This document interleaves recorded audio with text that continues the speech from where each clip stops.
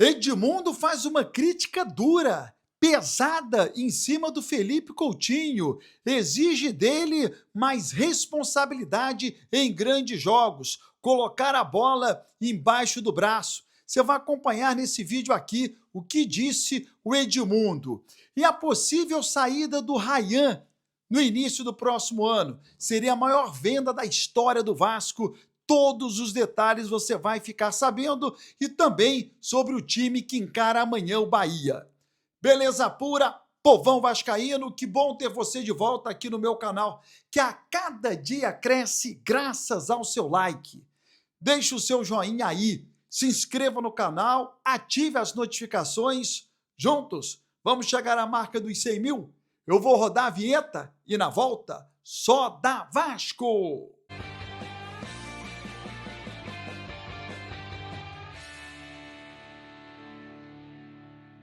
Vinheta rodada, o tempo que você teve de se inscrever no canal, o meu muito obrigado. Atenção, eu criei um grupo no Telegram e lá eu mandei dicas para você faturar nas apostas esportivas. Já no primeiro dia, 100% de aproveitamento. Todas as dicas deu green. Nesta terça, outras dicas chegarão por lá. Não perca tempo, clique agora no primeiro comentário fixo, é de graça, você não vai pagar rigorosamente nada. Venha para o meu grupo do Telegram, primeiro comentário fixo. E nessa terça você já vai receber dicas para poder faturar. É dinheiro no bolso que eu estou falando, de graça, volto a repetir. Bom, já Edmundo, o que disse o Edmundo? Antes, vamos trazer o Lineker Beyond, trazendo detalhes sobre a possível saída do Ryan. A maior venda da história do Vasco? É, rapaz, 250 milhões de reais. Segundo o canal AV, a gente tem aí a possibilidade do Ryan já estar vendido, né? Já planejado a venda do Ryan para janeiro de 2026, no valor da multa rescisória de 40 milhões de euros. Caso esse valor seja um pouco mais defasado, o Vasco deve manter uma porcentagem para uma futura venda do jogador na Europa, ali mantendo, né, alguma porcentagem considerável nos direitos econômicos do atleta. O Ryan vem se destacando muito, né, agora nessa fase do Campeonato Brasileiro e da Copa do Brasil. Está fora do próximo jogo contra o Bahia, né, tá suspenso, não joga, mas vem encantando, né, a torcida vascaína e também o futebol brasileiro. O técnico Ramon Menezes, que fez, né, a convocação da seleção sub-20, lamentou a não presença do Ryan ali a serviço da seleção para o Mundial Sub-20, que começa no dia 27 de setembro, e falou sobre a realidade do jogador. Já é um jogador que passou pela transição, que já não serve mais à base, e sim aos profissionais. O Ryan, hoje no futebol brasileiro, é disparado o melhor Sub-20 no profissional dos clubes. A gente vai observando, né, cada vez mais em ascensão, o jovem cria da Colina de apenas 19 anos, hein? Será a maior venda da história do Vasco? Vai lá nos comentários e deixa a sua opinião. O garoto tá brilhando, tá se valorizando.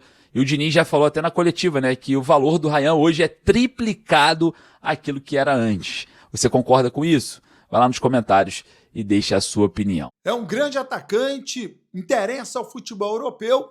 Tomara que ao menos ele fique até o final do ano, que o Vasco já pense em um substituto para a próxima temporada, caso se concretize a transferência do Ryan, que vai acontecer mais cedo ou mais tarde. Já Edmundo, você precisa ouvir o que disse Edmundo sobre o Felipe Coutinho. Amanhã tem jogo diante do Bahia. Olha só, o Vasco encara o Bahia amanhã em São Januário. É isso mesmo, não dá tempo nem de respirar. E claro, a gente já tem a arbitragem definida, a gente falou sobre isso no último vídeo. Se você não foi no último vídeo, vá, que a gente detalhou aqui as questões do árbitro, né? Um árbitro completamente caseiro, já errou contra o Vasco algumas vezes, e principalmente lá na Arena Fonte Nova contra o próprio Bahia, né? Muito mais por ser um árbitro caseiro, sentir a pressão do estádio, do que propriamente tendencioso. Então acredito que é uma boa escolha para o Vasco, tá? Em São Januário. Vamos ver como que vai se comportar aí a arbitragem do jogo João Vitor Gobi de São Paulo. Bom, falando sobre o jogo, o Vasco tem mais um problema.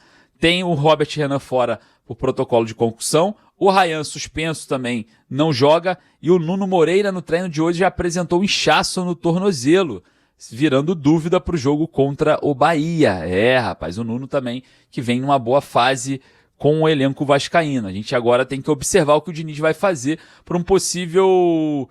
não manter o jogador fora, mas quem sabe poupá-lo durante o jogo, né? Ele jogar uma minutagem um pouco menor, como aconteceu. O Flamengo ali, ele sai no intervalo para a entrada do Andrés Gomes. Agora, sem o Ryan e talvez sem o Nuno, o técnico Fernando Diniz vai ter que utilizar-se de outros artifícios.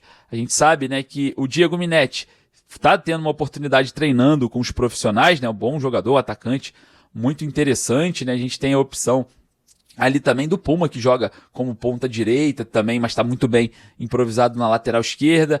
Temos opções, tem o David, enfim. Vamos ver o que o técnico Fernando Diniz vai pensar caso o Nuno não tenha condição de jogo, tá? Ainda vai ser reavaliado para ver se vai para a partida de amanhã. Apresentou esse inchaço, mas vamos ver como que vai proceder aí a escolha do Nuno para o jogo contra o Bahia, jogo atrasado do Campeonato Brasileiro. Se o Vasco ganhar, dá um salto ali na tabela, sai daquela parte de baixo ali que está incomodando o torcedor vascaíno. Espero que o Vasco vença e vença bem em casa. Só quero os 3 pontos, hein, Diniz? Deixa aqui nos comentários, quero saber o nome da sua cidade e a sua opinião sobre o jogo de amanhã, Vasco e Bahia. Edmundo, fala agora sobre o Felipe Coutinho.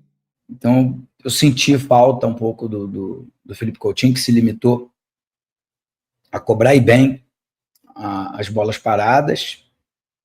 E isso é pouco, na minha opinião, para o jogador que tem a qualidade do Felipe Coutinho. Então, ele vinha jogando melhor, né? O jogo contra o Ceará ele jogou melhor, o jogo contra o Botafogo ele jogou melhor, e aí não é porque ele foi decisivo, né? No jogo contra o Botafogo ele bateu a falta que no rebote o Nuno se aproveitou e fez o gol. No jogo contra o Ceará ele faz o gol de falta, mas não é só pelo gol, também pelo gol, mas a participação dele foi muito boa. Ele driblou, deu assistência, ajudou na marcação, enfim, é uma participação um pouco mais ativa. Clássico é sempre um pouco mais difícil,